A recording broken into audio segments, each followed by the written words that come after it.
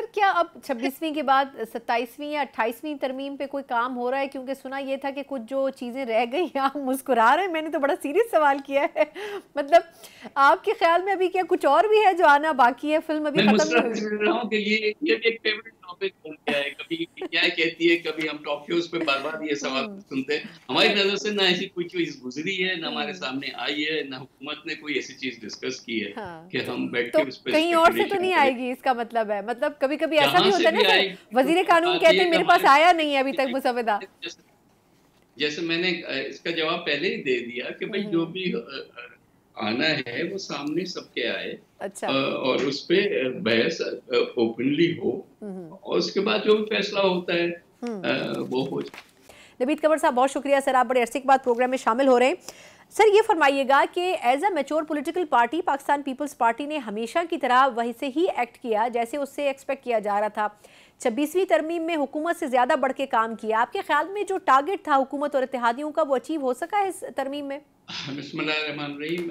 میرا خیال ہے کہ جو سلسلہ تھا جو شروع ہوا ایک ایسے مسودے سے جو کہ شاید کسی کو بھی قابل قبول نہیں ہوتا، اور پیپلز پارٹی نے حد الامکان کوشش کی دو چیزوں کی.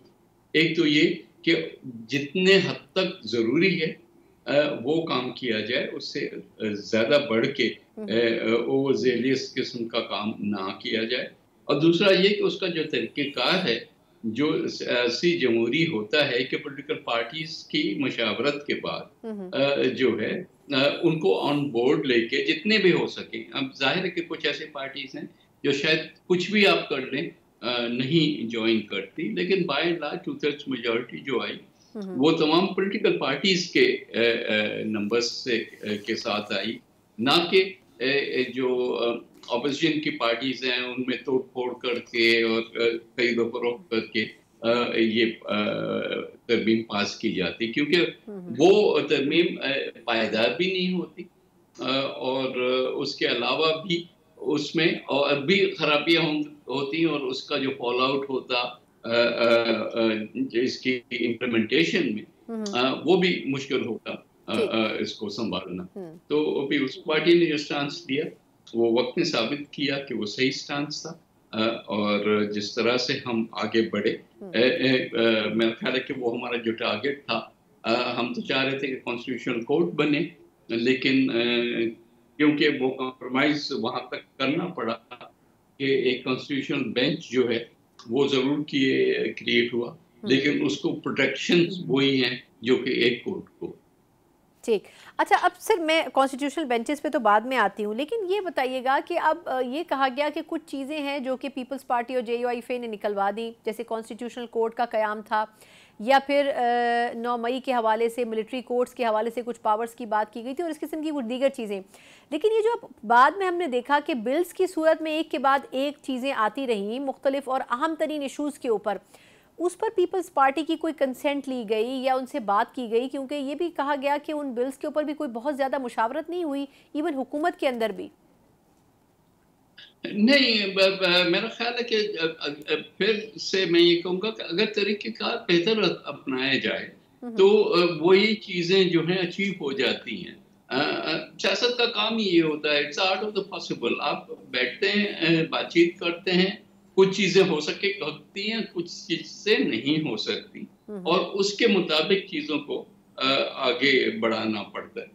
تو اس لحاظ سے مثلاً ایک وہ انٹیریئر منسٹری کا بل ہے جو فلوٹ کر رہے ہیں، پیپلز پارٹی کا موقف یہ ہے اس وقت بھی کہ بھئی پروسیس کو آپ جو ہے بائی پاس نہ کریں، ہر چیز ایمرجنسی کے طور پہ نہ لائی جائے، اس کو پورا پروسیس ہو جو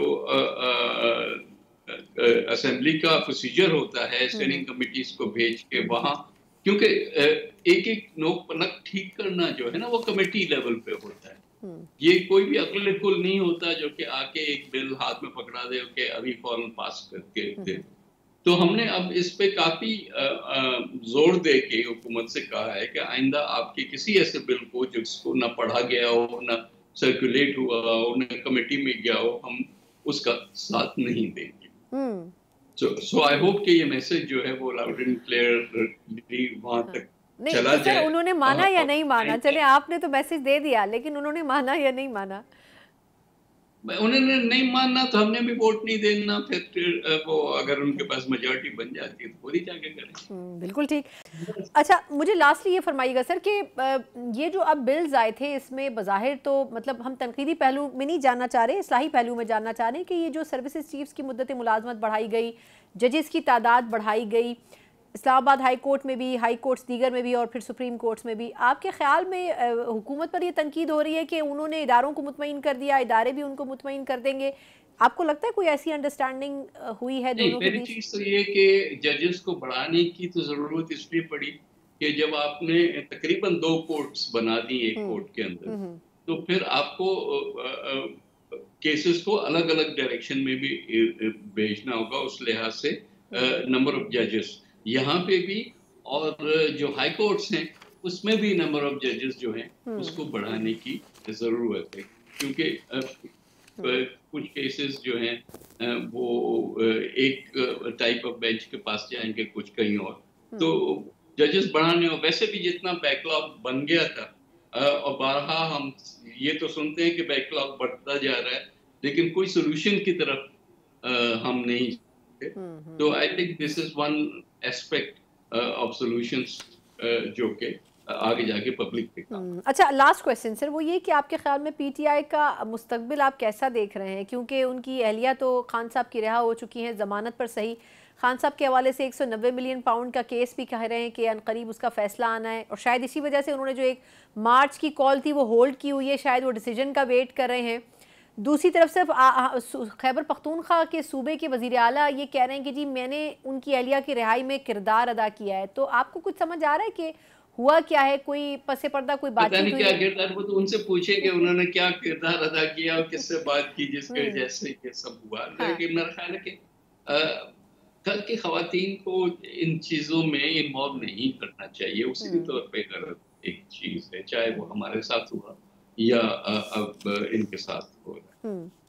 नहीं लेकिन खान आप साहब का क्या पीटीआई को क्या मशवरा देंगे सर इस वक्त जिस तरह की पॉलिटिक्स वो कर रहे हैं, आप उनको क्या पीटीआई का तो एडवाइस करेंगे? पहला तो मशवरा ये है कि भाई आप बजाय लड़ाई झगड़ा और रोज एक थ्रेट वो कर रहे हो और उससे शायद उनके केस को मजबूती नहीं मिल रही, बल्कि वो और पीछे धकेला जा रहा है।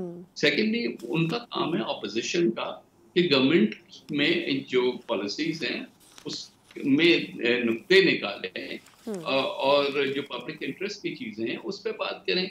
24 घंटे अगर आप एक ही 1 पॉइंट एजेंडा पे बात करते रहेंगे तो लोग भी सुन सुन के थक जाते हैं। उनके आपके अपनी कोर कॉन्स्टिट्यूंसी तो शायद हो सकता है खुश होती हो, लेकिन पब्लिक एट लार्ज तो नहीं ना। वो कहते हैं कि भाई अब अपनी बात छोड़ो, हमारी बात करो। दुरुस्त, बिल्कुल ठीक। बहुत बहुत शुक्रिया सईद नवीद कमर साहब सर आपके